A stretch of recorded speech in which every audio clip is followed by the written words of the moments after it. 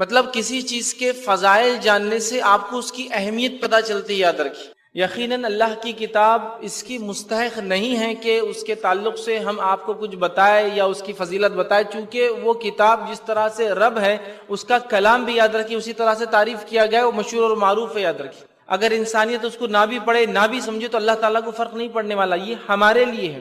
تو اگر اللہ کی کتاب قرآن کے فضائل میں اور آپ جانتے ہیں تو اس کا فائدہ یہ ہوتا ہے کہ ہم واقعتاً اس سے جو ہے فائدہ اٹھاتے ہیں۔ لیکن بڑی افسوس کی بات ہے کہ ہم لوگ باقی تمام چیزوں کے فضائل جانتے ہیں، لیکن اللہ کی کتاب قرآن کے فضائل کے تعلق سے اگر بات ہو، اس سے کیا فائدہ ہوتا ہے، اس کے پڑھنے کا کیا فائدہ ہے، اس کو سمجھنے کا کیا فائدہ ہے، اس پر عمل کا کیا فائدہ ہے، دنیا میں کیا فائدہ ہے، آخرت میں کیا فائدہ ہے، اور زندگی کے مختلف مراحل میں یہ قرآن کیسے ہمیں فائدہ دے گا، چونکہ ہم نہیں جانتے، ہم نے اس کو معمولی کتاب سمجھ لیا، اور کبھی کبھار جب بیمار پڑ جاتے ہیں تو اس کا تذکرہ ہوتا ہے، کبھی گھر میں جھگڑا ہو جائے تو قسم کھانے کے لیے اس کو منگایا جاتا ہے، کبھی کورٹ میں چلے جائے تو مسلمان ہونے کے ناطے اس پر ہاتھ رکھایا جاتا ہے، یا کبھی بیمار ہو جائے تو اس کے مختلف قسم کے شکل میں لکھ کر اس کو گھول کر پیا جاتا ہے، یا کبھی کچھ اور جن اور بھوت اور پریت کا سایہ ایسا لگے تو گھر میں اچھے ڈیزائن میں بنا کر جو ہے لگا دیا جاتا ہے۔ یہ تمام چیزیں بس قرآن کے فضائل میں ہم کو کچھ پتا ہے،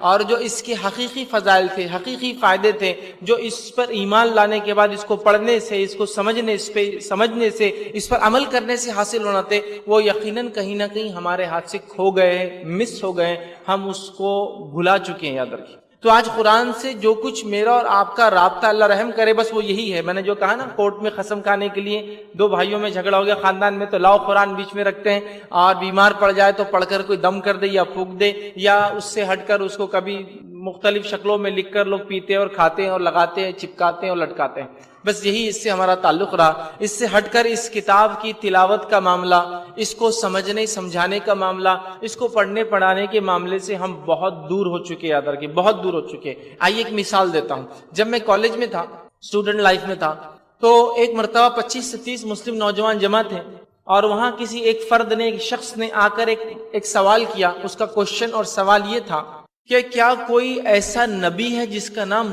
نور ہے، نور علیہ السلام، اس نے یہ نام لیا۔ آپ 25-30 نوجوان بیٹھے ہیں، مسلم نوجوان بیٹھے ہیں، اب جیسی قرآن کے تعلق سے سوال ہوا، میں کسی اور کو دیکھ رہا ہوں اور کوئی کسی اور کو دیکھ رہا ہے، یا وہ میرے طرف دیکھ رہا ہے، میں اس کی طرف دیکھ رہا ہوں کہ شاید آپ جواب دے دیجئے، اور وہ سوچ رہا ہے شاید آپ جواب دے دیں گے۔ چونکہ ہم 25 نوجوانوں میں سے، یا 25-30 جو نوجوان بیٹھے تھے، کسی کو بھی یہ نہیں پتا کہ قرآن میں کوئی نور علیہ السلام ہے یا نہیں ہے۔ بعد میں پھر سر جوڑے گئے، مطلب آپس میں مل کے بات کی گئی کہ بھائی کوئی نور ہے یا نہیں ہے۔ تو طے کیا گیا کہ نوح نام کا ایک نام تو ہے کسی نبی کا، لیکن نور کا علم نہیں ہے، مطلب ہم ہاں بھی نہیں کہہ سکتے اور نہ بھی نہیں کہہ سکتے۔ سبحان اللہ۔ جبکہ ہم جس عمر اور جس مرحلے میں تھے، اگر ہم سے یہ پوچھ لیا جائے کہ انڈیا کی ٹیم کرکٹ کی 1992 میں کون سی تھی، ہم اس کے کھیلنے والے کھلاڑیوں کی اور ایکسٹرا پلیئر کے نام بھی بول سکتے تھے۔ 96 میں کون سی ٹیم تھی، کب ہاری، کتنے پلیئر تھے، کتنے سٹنگ تھے، کتنے پلینگ تھے، ہم کو اس کا علم تھا۔ فٹ بال کی کون سی ٹیم ہے، کون سے علاقے کی، کہاں کھیلتی ہے، کیسا کھیلتی ہے، کتنے گول مارے، کیا وہ سب کا بھی علم تھا۔ انڈین اور دوسری فلم انڈسٹری کی پوری نالج تھی، اور ہزاروں نام ہمارے ذہن میں ایک ساتھ سائنسدانوں کے اور مختلف جو دانشور جنہوں نے علم اور فن کے لیے کام کیا وہ گھوم رہے تھے۔ لیکن 25 انبیاؤں کے نام ہیں صرف قرآن میں، یاد رکھیے 25 انبیاؤں کے قرآن میں نام ہے، اور 25-30 نوجوان مل کر یہ نہیں طے کر سکے کہ وہ 25 میں نور ہے یا نہیں ہے۔ یہ ذہن میں آئے کہ ایک نوح کا واقعہ تو سن رکھا ہے کہیں تو بھی علیہ السلام، باقی نور کا کچھ علم نہیں ہے۔ تو اندازہ لگائیے ہر شخص کا کہیں نہ کہیں اللہ کی کتاب کے ساتھ ایسا ہی تعلق ہے۔ اگر کسی ایک انسان کو یہ کہہ دیا جائے کہ ذرا قرآن لائیے، تو وہ پہلے پوچھتا ہے کوئی جھگڑا، کوئی اختلاف، کوئی مسئلہ، کوئی بیماری، کوئی پریشانی، کوئی مشکل حل تلاش کرنا ہے۔ بچہ پیدا ہو تو نام رکھنا ہے کیا؟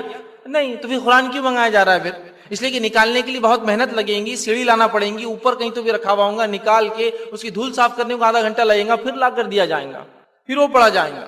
اللہ کی کتاب سے کتنی دوری۔ اگر کسی شخص کو یہ کہہ دیا جائے کہ قرآن کے اندر سورہ توبہ آیت نمبر ذرا 100 نکال دیجئے کہاں ہے، تو آپ یقین جانیے وہ آدمی ہتک محسوس کرے گا، اپنے لیے ایک برائی محسوس کرے گا کہ کیا بڑی ذمہ داری مجھے دے دی، اب کہاں ڈھونڈوں، چکے پہلا صفحہ پلٹتے ہی ایک سورہ ختم ہوگا، لیکن دوسرا سورہ ختم ہی نہیں ہوتا۔ سورہ اگر دوسرے سورے پہ دوسرا ہوگا، تیسرے صفحے پہ تیسرا سورہ ہوگا، چوتھے صفحے پہ چوتھا سورہ ہوگا، تو دوسرا ختم ہی نہیں ہوتا ہے، ڈھونڈتے ڈھونڈتے پریشان ہو جاتا ہے۔ لیکن اسی شخص کو کہیے وہ ناول کے اندر فلاں چیز قصہ تھا، کہاں ہے، آنکھ بند کر کے یوں کھول کے بتائیں گے یہاں ہے، آنکھ بند کر کے۔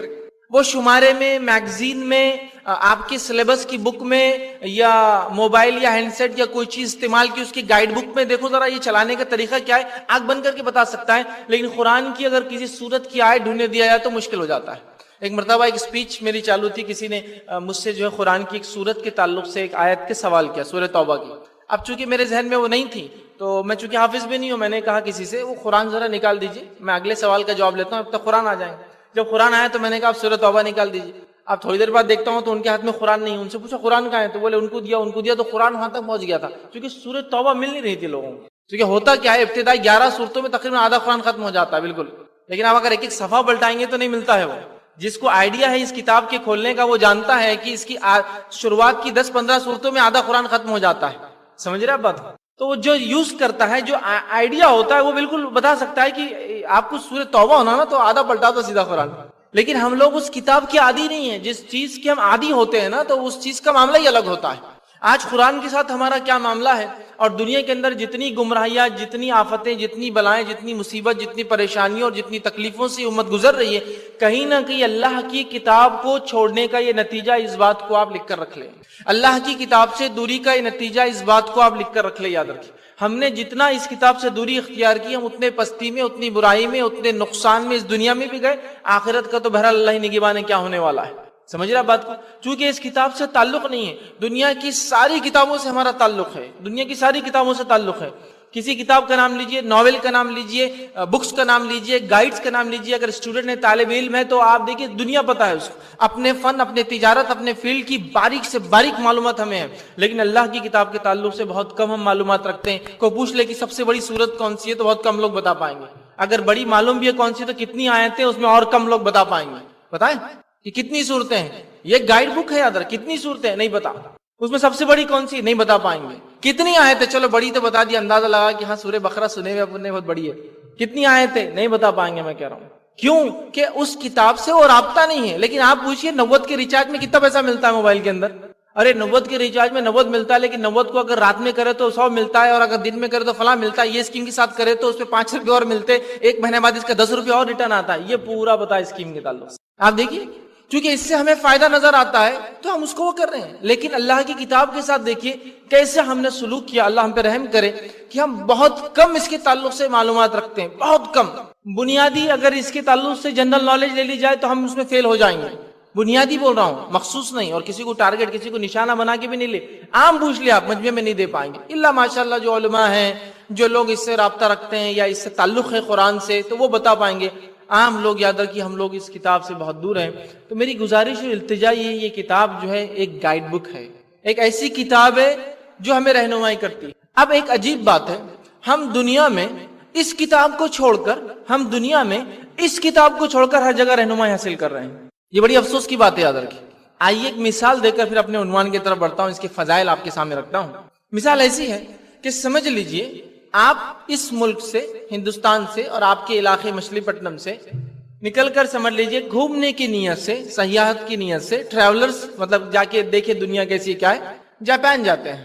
جب جاپان آپ جاتے ہیں تو وہاں آپ کو ہندوستان میں ایک گائیڈ بک دی جاتی ہے، ٹریولرز گائیڈ، مطلب سفر کے دوران یہ کتاب آپ کو کام آئیں گی۔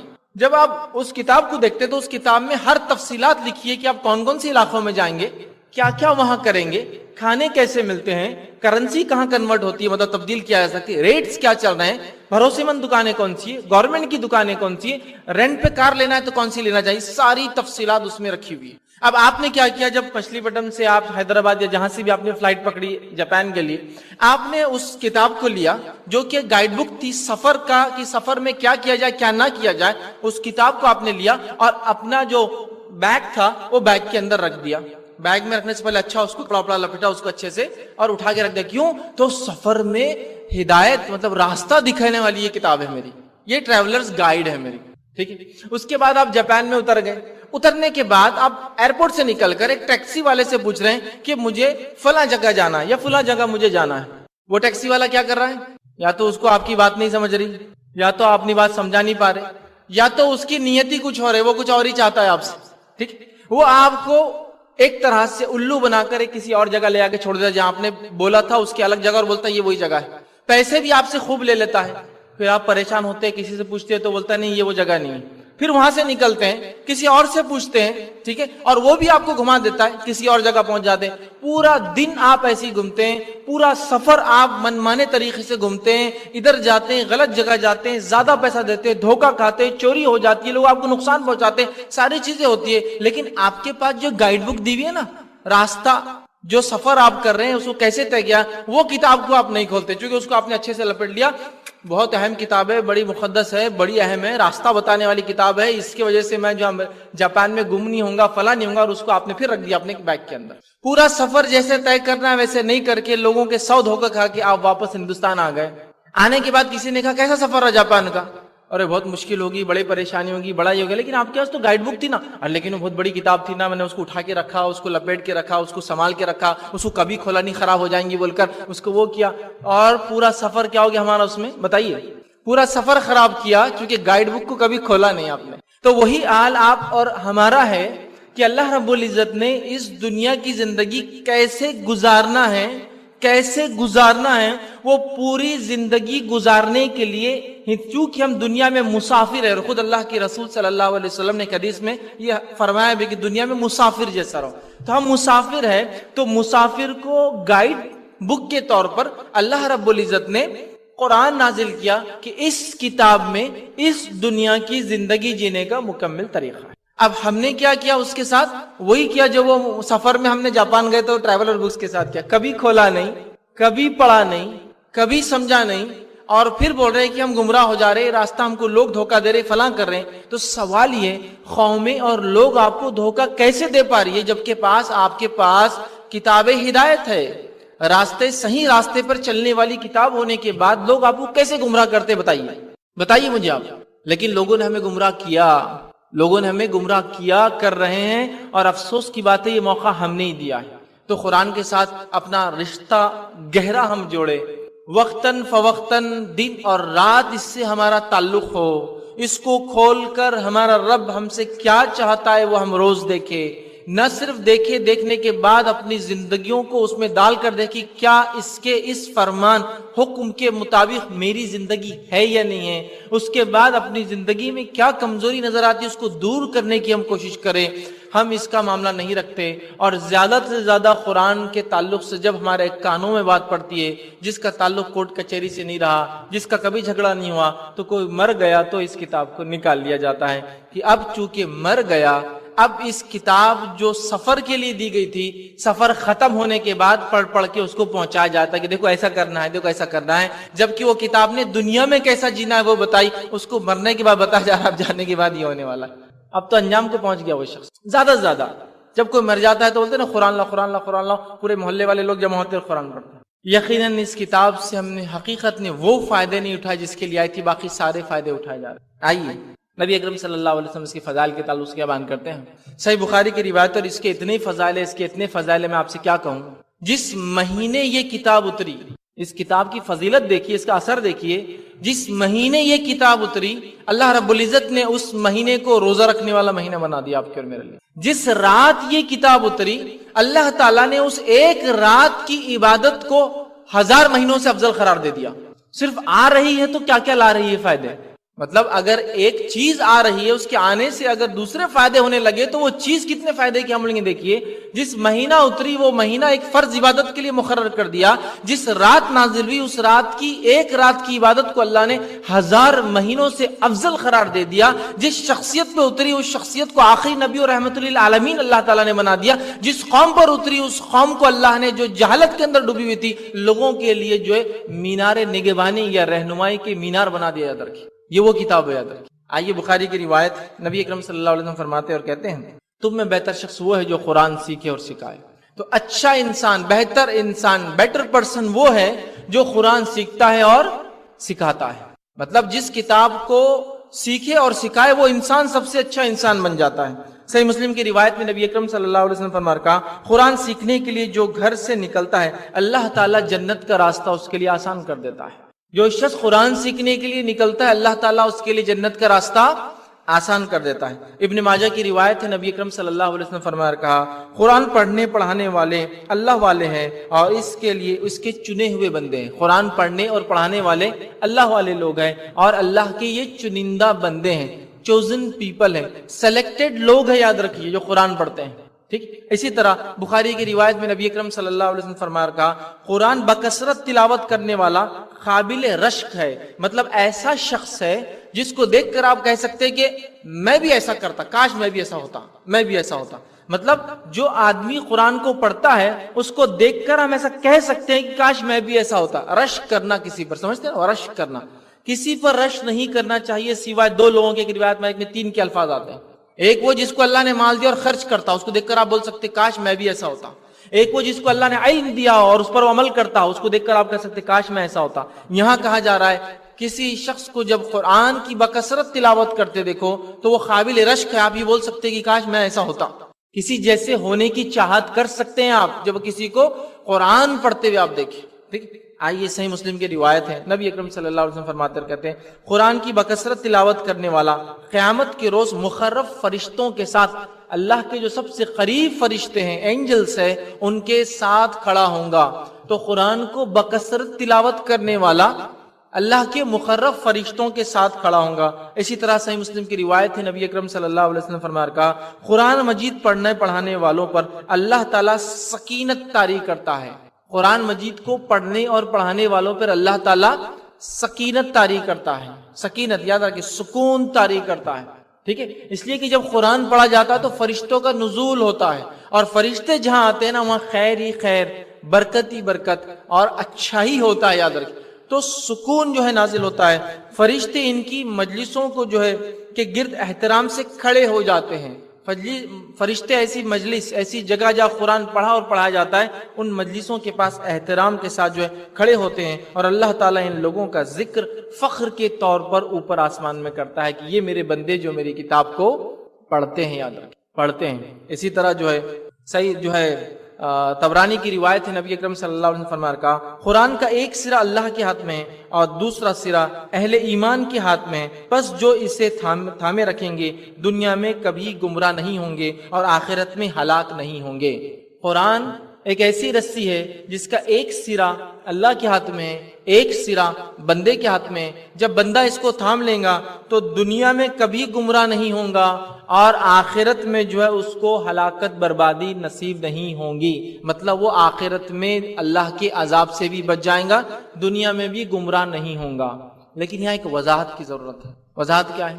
بہت سارے لوگوں کا ایک عقیدہ ہے، عجیب اور غریب عقیدہ. آپ نے بھی سنا ہوگا، میں نے بھی سنا ہے. وہ کیا ہے؟ قرآن پڑھے تو گمراہ ہو جاتے ہیں. سنا آپ نے کبھی یہ بات؟ آپ نہیں بول سکتے ارے قرآن نہیں پڑھنا، سیدھے ارے بھٹک جاتے، نکل جاتے، گمراہ ہو جاتے. ہاں نہیں پڑھنا، چلو رکھ دو، اس کو بند کر کے رکھ دو. یہ بات سنی نہیں سنی آپ نے؟ قرآن پڑھے تو گمراہ ہو جاتے. میں نے تو بہت سنی لوگوں سے. اپنی پوری تعلیمی کے دور میں مجھے قرآن پڑھنے ہی نہیں دیا گیا. جہاں پڑھتا تھا لوگ آگے کھڑے ہو جاتے تھے، رکھو اٹھا چلو، اتنی بڑی کتاب نہیں پڑھنا، گمراہ ہو جاتے. وہ ہو جاتا، ایک بچے نے پڑھا پاگل ہو گیا، ایک بچے نے پڑھا ایسا ہو گیا، ایک بچے نے پڑھا عجیب ہو گیا، ایک بچے نے پڑھا ویسا ہو گیا، اور پڑھنے نہیں دیتے تھے. معلوم قرآن پڑھے تو گمراہ ہو جاتے ہیں. یہ بات میں نے بہت سنی. بلکہ جہاں میں قرآن پڑھتا تھا تو میں نے ایک بار اپنے والد سے پوچھا، کیونکہ مجھے بات سمجھ میں نہیں آتی تھی لوگ کیوں ترجمان یا قرآن کو سمجھنے نہیں. پڑھنے سے مراد میں سمجھنے کی کوشش کرتا تھا. تو میرے والد نے مجھے ایک بڑی اچھی مثال دی تھی. میں چھوٹا تھا تو مجھے کہا کہ اگر قرآن کو آپ مسجد میں جا کے صرف تلاوت کرے تو کوئی آپ کو روکے گا؟ تو میں نے کہا بالکل نہیں، کوئی نہیں روکے گا انشاءاللہ. مجھے میں کسی مسجد میں جا کے قرآن پڑھوں، کوئی نہیں روک سکتا. ٹھیک. اگر آپ قرآن کو اجتماعی شکل میں سب لوگ مل کر پڑھے، تلاوت کرے تو کوئی آپ کو روکے گا؟ میں نے کہا بالکل نہیں، انشاءاللہ کوئی ایسی مسجد نہیں ہے جہاں ہم کو اگر ہم قرآن اجتماعی شکل میں پڑھے تو کوئی روک سکتا ہے. انہوں نے کہا ٹھیک. قرآن کی قرأت کو، تلاوت کو تم تیز کرو گے تو کوئی تم کو مسجد میں روکے گا؟ میں نے کہا نہیں، بالکل کوئی ہم کو روک نہیں سکتا. آہستہ کرے بھی تو نہیں روکیں گا، اجتماعیت میں پڑھے بھی تو نہیں روکیں گا، تیز پڑھے بھی تو نہیں روکیں گا. ٹھیک. اچھا، اب میرا ایک سوال سنو، کیا تم قرآن کا ترجمہ پڑھے تو تم کو کوئی پڑھنے دیں گا؟ تو میں نے کہا نہیں، اب آپ پرابلم والی بات کر رہے، اس لیے کہ نہیں مسجد میں نہیں پڑھنے دیتے ترجمہ. بولتے کون سا ترجمہ؟ یہ ہے مت پڑھو، ایسا ہو جاتا ویسا ہو جاتا. آپ نہیں بولا. انہوں نے کہا چلیے ایک مثال کو لیجئے کہ مشرکین مکہ جب نبی اکرم صلی اللہ علیہ وسلم قرآن پڑھتے تو کیا کرتے؟ وہ اپنے کانوں میں انگلیاں ڈال لیتے، کہتے کہ مت سنو، چیختے چلاتے، سیٹیاں مارتے، تالیاں بجاتے. کیوں؟ تاکہ نبی اکرم صلی اللہ علیہ وسلم جو قرآن پڑھے سنے نہ آئے. مشرکین مکہ کو کیا ہوتا تھا اس قرآن کے سننے سے؟ قرآن جیسی پڑھا جاتا تھا، کانوں میں جاتا تھا، کانوں میں جاتے دماغ میں جا کے پروسیس ہونا چالو ہو جاتا تھا، سمجھ میں آنا شروع ہو جاتا تھا، کیونکہ وہ قرآن انہی کی زبان میں تھا، اسی زبان میں تھا جو اس زمانے وہ لوگ بولا کرتے تھے. تو سیدھا ان کو سمجھ میں آتا تھا.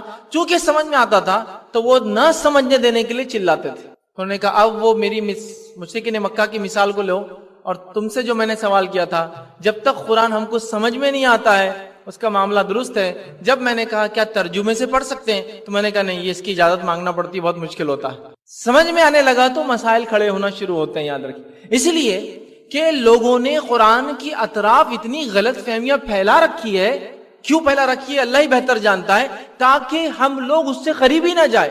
زیادہ سے زیادہ اگر آپ کو کرنا ہے تو کیا ہے، تلاوت کرنا ہے، اور اس کی بھی ضرورت نہیں، ہم کر کے دے دیں گے آپ کو. وہ بھی آؤٹ سورس بولتے ہیں اس کو. آؤٹ سورس معلوم نا، اپنی تجارتوں کو دوسروں کے ذریعے کرانا. آج کل سسٹم ہے آؤٹ سورس، کمپنی جو ہے آؤٹ سورس کرتی ہے اپنے بزنس. تو قرآن بھی آؤٹ سورس کر دی، مرید تم پڑھ لینا، فلاں تم کر لینا، پڑھ کے تم وہ کر دینا. آؤٹ سورس کر رہے ہیں ہم، یہ عبادت کو بھی آؤٹ سورس کیا جا رہا ہے. ہو رہا ہے یہ، یاد رکھیے. سمجھ رہے آپ؟ تو قرآن بھی دوسرا کر دے رہا ہے. سمجھنا سمجھانا تو بہت دور کی بات ہے، یاد رکھیے. اور ایسی ایسی غلط فہمیاں اس کتاب کے تعلق، جس میں نہیں کہ قرآن پڑھے تو گمراہ ہو جاتے. حدیث کیا بول رہی ہے سنیے. قرآن کی ایک سرہ اللہ کے ہاتھ میں، قرآن اللہ کی کتاب ایک رسی کی مانند، اس کا ایک سرہ کس کے ہاتھ میں؟ اللہ کے ہاتھ میں، اور دوسرا سرہ مومن کے ہاتھ میں. جو اس کو تھام لیتا ہے دنیا میں گمراہ نہیں ہوتا ہے، آخرت میں اس کو کوئی عذاب نہیں ملے گا. اور ہم کیا کریں؟ قرآن پڑھے تو بتائیے. میں تو یہ بھی نہیں کہہ رہا ہوں آپ کس کا قرآن پڑھیے، میں کہہ رہا ہوں صرف قرآن کا ترجمہ پڑھیے. آپ جس کو آپ پسند کرتے ہیں میں آپ کو دعوت دیتا ہوں وہ شروع کر دیجیے. قرآن کو پڑھیے. آپ اس کو پڑھیں گے تو یاد رکھیے قرآن کی خصوصی علامہ ابن تیمیہ رحمہ اللہ فرماتے ہیں، قرآن کی اگر تفسیر کو غلط کرے تو ایک آیت میں تو کر دیں گا، اگلی آیت اس تفسیر کو ختم کر دیں گے، کاٹ دیں گے، ضرور کاٹ دیں گے. مطلب قرآن کی تفسیر غلط نہیں ہو سکتی، کہیں نہ کہیں آدمی پھنس جاتا ہے غلط کرتا ہے.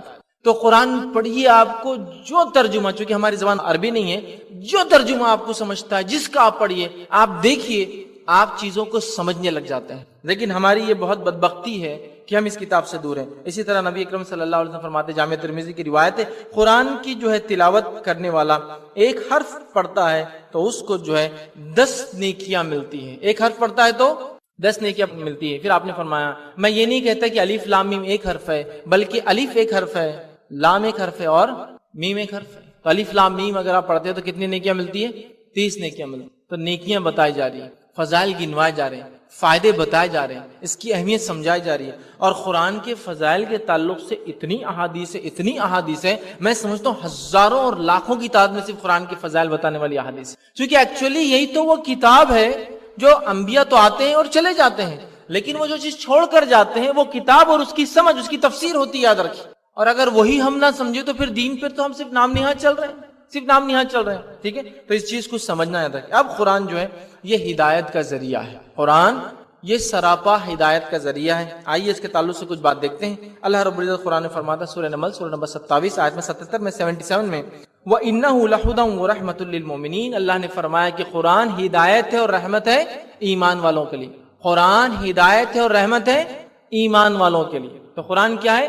ہمارے لیے ہدایت اور رحمت ہے، راستہ بتانے والی کتاب ہے، سیدھے راستے پر قائم رکھنے والی کتاب ہے، اور اللہ کی طرف سے رحمت ہے. یاد رکھیے جب اس کو ہم پڑھیں گے تو اللہ کا رحم اس دنیا میں، مرنے کے بعد برزخ کی زندگی میں انشاءاللہ، اور آخرت کی زندگی میں اللہ کا رحم پائیں گے. تو یہ ہدایت ہے اور رحمت ہے اللہ کی طرف سے، یاد رکھیے مومنوں کے لیے. اب آئیے قرآن کیسی ہدایت اور رحمت ہے، اس کے تعلق سے صرف 2-3 واقعات آپ کو سناتا ہوں. پہلا واقعہ جو ہے طفیل بن عمرو رضی اللہ عنہ کا ہے. یہ یمن کے تھے، قبیلے دوس سے ان کا تعلق تھا، اور یہ ایک شاعر تھے. جب یہ ایک بار مکہ آئے تو لوگوں نے ان سے کہہ دیا کہ ہمارے پاس ایک نوجوان ہے جس کا نام محمد ہے، اور وہ شخص جو ہے لوگوں کو کچھ ایسا پڑھتا ہے کہ اس کی بات سننے سے لوگ گمراہ ہو جاتے ہیں.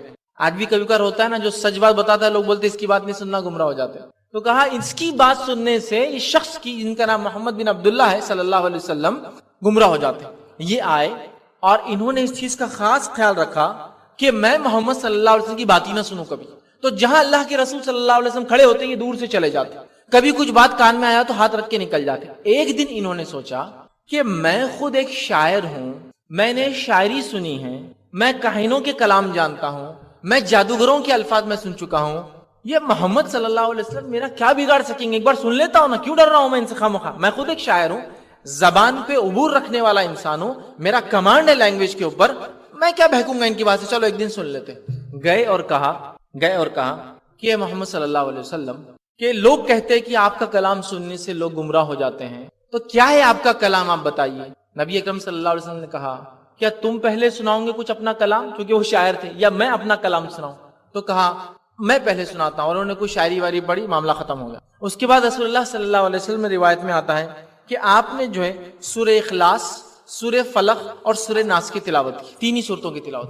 جب یہ تین صورتیں انہوں نے سنی تو وہ تعجب میں پڑ گئے اور کہا کہ نہیں، یہ کلام انسانی کلام نہیں ہو سکتا، اس لیے کہ وہ شاعر تھے اور اس لینگویج کی مہارت، مطلب اس کی گہرائی کو جانتے تھے۔ انہوں نے کہا یہ کلام انسانی کلام ہو ہی نہیں سکتا۔ دوسرا واقعہ آتا ہے زماد ازدی رضی اللہ عنہ، یہ اللہ کے رسول صلی اللہ علیہ وسلم کے دوست تھے، لیکن ایمان لانے کے بعد لوگوں نے ان سے کہا جب مکہ آئے کہ تمہارے ساتھی، تمہارے دوست محمد صلی اللہ علیہ وسلم گمراہ ہو گئے، ان پر شاید جن من حاوی ہو گیا، ان پہ کچھ جادو مجنون ہو گئے، جن کا اثر ہو گیا، یہ بھی جو ہے ملے نہیں اللہ کے رسول صلی اللہ علیہ وسلم لمبے وقفے تک۔ پھر ایک دن سوچا کیوں نہ جا کے محمد صلی اللہ علیہ وسلم سے بات کرتا ہوں اور آپ کا علاج کر دیتا ہوں، مطلب لوگ کہہ رہے ہیں آپ مجنون ہو گئے، نعوذ باللہ پاگل ہو گئے، جن حاوی ہو گیا، میں آپ کا علاج کر دیتا ہوں۔ اس کا فائدہ کیا ہے؟ ایک فائدہ یہ ہو جائے گا کہ محمد صلی اللہ علیہ وسلم مکے کے ولی عہد تھے، مطلب ہونے والے ذمہ دار شخص تھے، تو جب میں ان کو اپنا کلام سناؤں گا اور یہ ٹھیک ہو جائیں گے تو میرا نام ہوگا بعد میں کہ بھائی اس شخص نے آ کر علاج کیا تھا،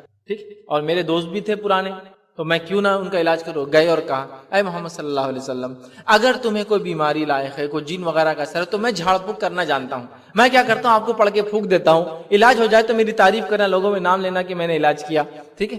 تو اللہ کے رسول صلی اللہ علیہ وسلم نے کہا مجھے ایسا کچھ نہیں ہوا ہے۔ تو کہا پھر تم کچھ کہتے ہو، اور کسی نے کہا مجنون ہو، تم کچھ کہتے ہو تو لوگ گمراہ ہو جاتے ہیں۔ تو کہا میرے پاس اللہ کا کلام جو نازل ہوا ہے، اور اس کے بعد بات چیت کے بعد نبی اکرم صلی اللہ علیہ وسلم نے خطبہ حاجہ شروع کی، ان الحمد للہ نحمدہ ونستعین، تو وہ اتنا ہی پڑھا تھا تو یہ کلام سن کر کہا کہ نہیں تم مجنون نہیں ہو سکتے، تمہارے تعلق سے جو لوگ کہہ رہے ہیں تم ویسے نہیں ہو سکتے ہو، یہ کلام جو ہے عام کلام نہیں ہے، اور بہت متاثر ہوئے اور بعد میں بشرف اسلام بھی ہوئے۔ عمر ابن خطاب رضی اللہ عنہ کا خود واقعہ مشہور ہے کہ عمر ابن خطاب رضی اللہ عنہ یہ فرماتے ایمان لانے کے بعد کہ میں رات کے وقت میں خاموشی سے جا کر جب رسول اللہ صلی اللہ علیہ وسلم کعبے کے قریب رات میں نماز پڑھتے تو قرآن کو سنا کرتا تھا، اور ایسا 2 سے 3 بار ہوا کہ صبح ہو گئی، روشنی نکل گئی، اور جب میں نے دیکھا تو سامنے ابو جہل بھی بیٹھا ہوا سن رہا تھا۔ پھر ہم ملے اور کہا کہ اب آئندہ نہیں آنا ہے، کہا نہیں آئیں گے، لیکن ایسا پھر بھی اس کے بعد 2-3 بار ہوا کہ صبح ہو گئی اور میں نے ابو جہل کو اور ابو جہل نے میرا چہرہ دیکھ لیا، مطلب دونوں آتے تھے، کلام سیدھے اندر جاتا تھا، کلام سمجھ میں آتا تھا۔ اور عمر ابن خطاب رضی اللہ عنہ ایک مرتبہ فرماتے ہیں کہ جب میں گیا تو نبی اکرم صلی اللہ علیہ وسلم سورہ حاقہ تلاوت کر رہے تھے، تو میں نے ایسی سنا جب کلام، تو میں نے کہا ہو سکتا ہے یہ شخص شاعر ہو، اس لیے ایسی بات کر رہا ہوں۔ نبی اکرم صلی اللہ علیہ وسلم سورہ حاقہ کی آیت تلاوت کی کہ یہ کلام کسی شاعر کا نہیں، بہت کم ہے تم جو سمجھتے۔ تو عمر ابن خطاب رضی اللہ عنہ کے دل میں خیال ارے ہو سکتا ہے یہ کاہن ہو، اس لیے تو میں نے سوچا اور انہوں نے جواب دے دیا اس کا تلاوت کے اندر۔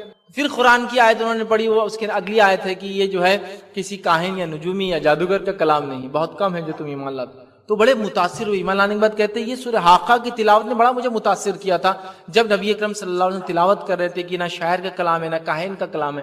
تو آپ دیکھیے کیسے کیسے لوگوں پر یہ قرآن اثر انداز ہوا ہے، کیسے کیسے لوگوں پر۔ عمر ابن خطاب رضی اللہ عنہ کتنے سخت ہے اسلام کے خلاف، کتنے سخت ہے اسلام کے خلاف، لیکن وہ کلام ان پر بھی اثر کرتا ہے۔ یاد رکھیے قرآن کی خصوصیت ہے، یاد رکھیے۔ مصعب بن عمیر رضی اللہ عنہ، نبی اکرم صلی اللہ علیہ وسلم نے ان کو اپنا ذمہ دار بنا کر مدینہ بھیج دیا، ابھی آپ صلی اللہ علیہ وسلم مدینہ ہجرت کر کے نہیں گئے تھے۔ مصعب بن عمیر رضی اللہ عنہ جب مدینہ گئے تو نبی اکرم صلی اللہ علیہ وسلم کے آنے سے پہلے تقریباً مدینہ بشرف اسلام ہو گیا تھا انہی کے ہاتھ پر۔ اب جب یہ وہاں پہنچے تو اسید بن حذیر جو ابھی ایمان نہیں لائے تھے، قبیلے کے سردار تھے، یہ آیا اور کہا کہ مصعب تم پورے مدینے کو بگاڑ دے رہے ہو، بہکا دے رہے ہو، باپ دادا کے دین سے ہٹا دے رہے ہو۔ تو مصعب بن عمیر رضی اللہ عنہ نے کہا کہ سنو ایک بات، میرا کلام سن لو، بات صحیح لگے تو مان لینا، غلط لگے تو چھوڑ دینا، مطلب میں یہ بھی نہیں کہہ رہا ہوں کہ تم میری بات کو مانو، صحیح لگے تو مان لینا، غلط لگے تو چھوڑ دینا۔ کہا ٹھیک۔ کہا اگر تمہاری بات صحیح لگی تو میں بھی اسلام قبول کر لوں گا اور میرے سارے قبیلے والے کریں گے چونکہ میں سردار ہوں، اور اگر بات صحیح نہیں لگی تو پھر میں تم کو مدینے سے نکال دوں گا، یاد رکھنا۔ تو کہا اچھا ٹھیک۔ مصعب بن عمیر رضی اللہ عنہ نے تلاوت قرآن شروع، یہ اتنے متاثر ہوئے، اسلام قبول کیا، اپنے قبیلے میں گئے اور کہا لوگوں کیا تم مجھے سردار مانتے ہو؟ تو کہا مانتے ہیں۔ تو کہا اب جان لو کہ میں جو قرآن سن کر آیا ہوں اور میں اس پر ایمان لایا ہوں، کیا تم بھی ایمان نہیں لاؤں گے میرے وجہ سے؟ تو کہا ہم آپ کو اپنا سردار مانتے ہیں اور ہر چیز میں آپ کے پیچھے چلتے ہیں، لہٰذا ہم بھی جو ہے ایمان لاتے ہیں اور اسلام قبول۔ تو اس کلام نے یاد رکھیے لوگوں کو ہدایت دی۔ یہ بات میں کیوں کہہ رہا ہوں؟ ان لوگوں کے جواب میں کہ قرآن پڑھنے سے لوگ گمراہ ہو جاتے ہیں۔ یہ کتاب ہدایت ہے، اس بات کو یاد رکھیں۔ اسی طرح قرآن شفا ہے، شفا۔ آج ایسا کون سا شخص ہے جو جسمانی بیماریوں سے پریشان نہیں ہے، جو ذہنی بیماریوں سے پریشان نہیں ہے، جو دل کے کمزور ہونے سے جو بیماریاں ہوتی ہیں انسان کے اندر، حسد، کینہ، بغض، نفاق، سب پیدا ہو جاتا دل کے اندر، اس سے پریشان نہیں؟ ایسا کون سا شخص ہے جو بچھو، کاٹے، سانپ وغیرہ کے ڈنگ، اس کے بیماریوں سے پریشان نہیں؟ ایسا کون سا شخص ہے جو مرگی، ایپیلیپسی ہے نا، ذہنی بیماری جس سے انسان گر جاتا ہے، بیمار نہیں؟ کتنی ساری بیماریاں جس سے ہم پریشان ہیں۔ اللہ کی کتاب کی یہ فضیلت یاد رکھیے کہ یہ شفا ہے، یاد رکھیے یہ جسمانی بیماریوں کی بھی شفا ہے، اور یہ تمام دل اور ذہن سے جو بیماریاں ہو سکتی انسان کو، ان تمام کی شفا اس کتاب کے اندر ہے۔ میں اس شفا والا جو اس کی فضیلت ہے، اس میں چند ایسی باتیں رکھوں گا جو بڑی اہم ہے انشاءاللہ، جو میرے اور آپ کے سب کے ساتھ ہوتی ہے، صرف وہ رکھوں گا۔ کئی روایتوں میں آتا کئی سینکڑوں فائدے آتے ہیں، میں اتنے رکھوں گا، صرف 5 سے 6 فائدے ایسے رکھتا ہوں آپ کو کہ قرآن کیسے شفا ہے ہمارے لیے۔ آئیے، اللہ رب العزت قرآن کے اندر فرماتا کہتا ہے وَنُنَزِّلُ مِنَ الْقُرْآنِ مَا هُوَ شِفَاءٌ وَرَحْمَةٌ لِلْمُؤْمِنِينَ، کہ قرآن کو ہم نے نازل کیا جس میں شفا اور رحمت ہے اس پر ایمان لانے والوں کے لیے۔ تو ایک بات آپ کو پہلے میری سمجھنا ہے، اس پر ایمان لانے والوں کے لیے قرآن شفا ہے، اس پر ایمان لانے والوں کے لیے قرآن شفا ہے، اس پر ایمان لانے والوں کی جیسا حق ہے ان کے لیے اس میں شفا ہے۔ میں کیوں کہہ رہا ہوں اتنی بار؟ بہت ساری بار جب قرآنی شفا کی بات ہوتی ہے نا، تو لوگ کب جاتے ہیں اس کی طرف معلوم؟ جب پورا کر لیا، چلو یہ بھی کر کے دیکھ لیتے ہیں، پھر نہیں ملتی آپ کو شفا، چونکہ وہ ایمان نہیں تھا اس کے اندر، وہ ایمان نہیں تھا، سمجھ رہا؟ وہ ایمان چاہیے کہ اللہ کی کتاب میں ہی یہ شفا ہے، انشاءاللہ العزیز میں یہ کروں گا تو ہو جائے گا۔ پھر دیکھیے آپ اثر اس کتاب کا، جس کی مثال میں ایک دنیاوی مثال دے کے سمجھاتا ہوں۔ ہم سب میں سے ہر آدمی زندگی میں کبھی نہ کبھی بیمار ہوا ہے، بچہ پیدا ہوتے ہی بیمار ہوتا ہے، کبھی کبھار سب بیمار ہوئے ہیں۔ ہم سب کو ڈاکٹرز نے دوا لکھ کر دی ہے۔ میں یہ پوچھنا چاہتا ہوں، اتنے مجمع میں جو آپ لوگ بیٹھے ہیں، عورتیں میری بات سن رہی ہے، اتنے مجمع میں ایسا کون سا ایک شخص ہے جو یہ کہیں گا ڈاکٹر کے دوا لکھنے کے بعد بھی میں نے جا کر کسی سے چیک کرایا کہ واقعی میں یہ دوا سے فائدہ ہوتا ہے یا نہیں ہوتا ہے؟ بتائیے مجھے ایسا ایک شخص چاہیے جس کو ڈاکٹر کے پاس آپ گئے، بولے سر دکھ رہا، ڈاکٹر نے لکھ کے دیا، اور اس نے وہ دوا لکھنے کے بعد کسی اور کے پاس جا کر چیک کرایا ہو کہ ڈاکٹر صاحب نے جو لکھا یہ دوا سر درد کی ہے یا نہیں ہے؟ بتائیے مجھے ایک آدمی چاہیے سے بولے میں نے ایک ڈاکٹر کو چیک کرایا تھا۔ بتائیے آپ اتنے لوگ بیٹھے ہیں نا، مطلب ڈاکٹر نے اگر ایک بات لکھ دیا تو آپ کو ایمان اور یقین ہے کہ وہ دوا اسی چیز کی شفا ہے۔ یہی میرا سوال ہے، کیا قرآن کے تعلق سے ایسا رشتہ ہے کہ یہی ہے بس، تو اس کی شفا نظر آتی ہے؟ سب کچھ کرنے کے بعد چلو یہ بھی کر کے دیکھ لیتے، تو پھر اللہ تعالیٰ بھی انسان کو ویسے ہی رکھتا، سب کچھ کے بعد ہی رکھتا اس کو۔ سب سے پہلے اگر یہ ہو، ڈاکٹر نے لکھ کے دیا، آپ نے کبھی چیک نہیں کیا کہ وہی ہے نہیں ہے، اللہ نے کہہ دیا، اس کے نبی نے کہہ دیا اس میں شفا ہے، تو یقیناً ہے، لیکن وہ ایمانی تقاضا ہونا چاہیے کہ ہاں بس اسی میں سب کچھ ہے، تب اثر ہوتا ہے۔ ورنہ ہم کیا ہوتا ہے، بہت سی بار تقریر دے کے چلو بولتے نہیں فائدہ نہیں ہوا، آپ نے بولے نا سورہ فرق نہ سورہ ناس سب پڑھے کچھ فائدہ نہیں۔